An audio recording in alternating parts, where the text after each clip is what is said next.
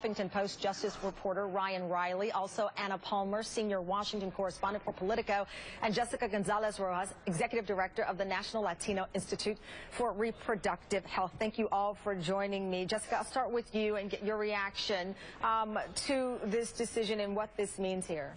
This decision is a devastating blow to women's health and religious liberty in this country. It opens the door to have a handful of CEOs make decisions on behalf of millions of women in this country.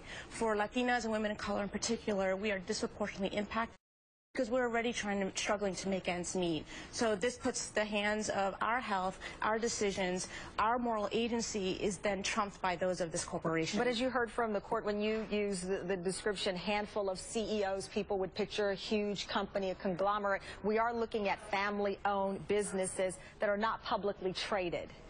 Hobby Lobby employs about 20,000 people, and many who are women. So this should not matter whether it's a family company or a large corporation, but that women have access to the health care they need through their insurance plans and can make decisions for themselves through their moral agency, through their own conscience, and through their own faith, and not the faith of their bosses. Let me bring in Anna Palmer. And Anna, already we've gotten reaction in, and we know the politics involved with this.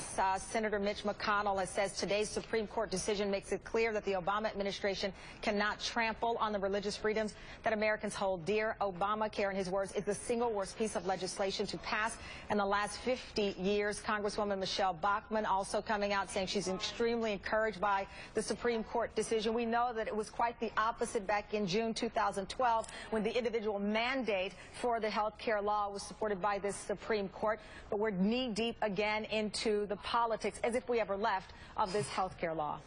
Absolutely. I think what you're seeing today is the Obama administration is kind of in between a rock and a hard place. There is really no legislative way for them to ask Congress. I mean, you're not hearing any Democrats saying they think that Obamacare is going to be opened up again in Congress this year or in the next couple of years in terms of making changes to it.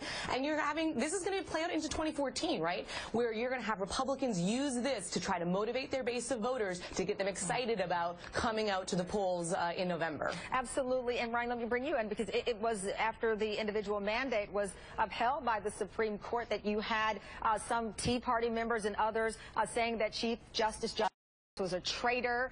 There were all kinds of incendiary things said about him following that decision. That was a great disappointment. So is this a split? Does anyone get any true momentum when you look at the individual mandate into this decision regarding contraception? Possibly, but, you know, Kennedy, I think, is really the key vote here, because he said essentially that there's an exception that, you know, by providing that exception, the government provided a path, I think, for this, basically, to provide this to, non-religious entities as well, corporations. So it is a very big opinion, and I think that the Ginsburg dissent really laid out essentially how we don't know how this is going to play out in the lower courts when they actually get around to interpreting how far this can actually expand for to your other point, corporations. The other layer of this story, from the politics of it to concerns of the Supreme Court and its latest rulings and how it falls amongst the conservatives within that group. Also, a lot of people, Ryan, are wondering about the women who are on the Supreme Court and where they fell in this decision. Yeah, I mean, you could sort of all see them lining up on the one side of this. This was all the women joined dissents, varying dissents against this opinion. So, yeah, I think that definitely plays into the politics of it when you have all the male justices on the court ruling one way, and a lot of the members of a majority religion also ruling one way on this case. And Jessica, again, back to the impact on women with this decision. NBC News Wall Street Journal poll in March asked whether employers should be exempt from the health care law contraceptive requirement.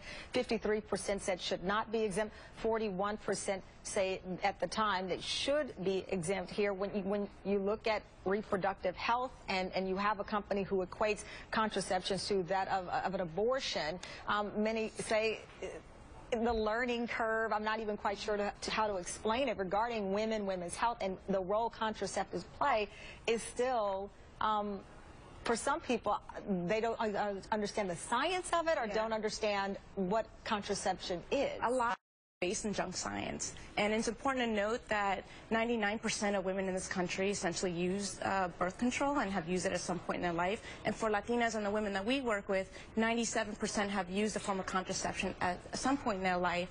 And in fact, 90% of married Catholic Latinas have used a form of birth control that's banned by the Vatican. So this is something we need, something that we use, and something that should be included as part of comprehensive health care in any health plan. And Anna, let me bring you back in. I've just gotten this statement in from RNC Chairman Ryan Priebus, who says this decision protects the religious freedom that is guaranteed to all Americans by the First Amendment. We're grateful to the court that they ruled on the side of liberty. You well know, back to, again, the hostile side of politics as it relates to this, that some said that this president, this administration was attempting to oppress or suppress the religious freedoms of Americans. Well, nothing gets people more exercise than that, right? And so what you're going to start to see in this, I would guess, in the next coming hours is both sides trying to fundraise off of this, try to use this decision, and at the same time you're going to have the Obama administration really wrestling with what are they going to do now? Are they going to provide this contraception that is now these companies don't have to pay for, as they have with some religious institutions? How do they react? Right. What kind of recourse do they have? And to that point, we are awaiting White House reaction to the Supreme Court's decision, including possible comments from the president, who's meeting right now with Chile's president. And at the bottom of the hour, White House Press Secretary Josh Ernst will hold a daily briefing. We'll bring that. Thank you to my panel, Ryan, Anna, Jessica. We greatly appreciate it. Meantime,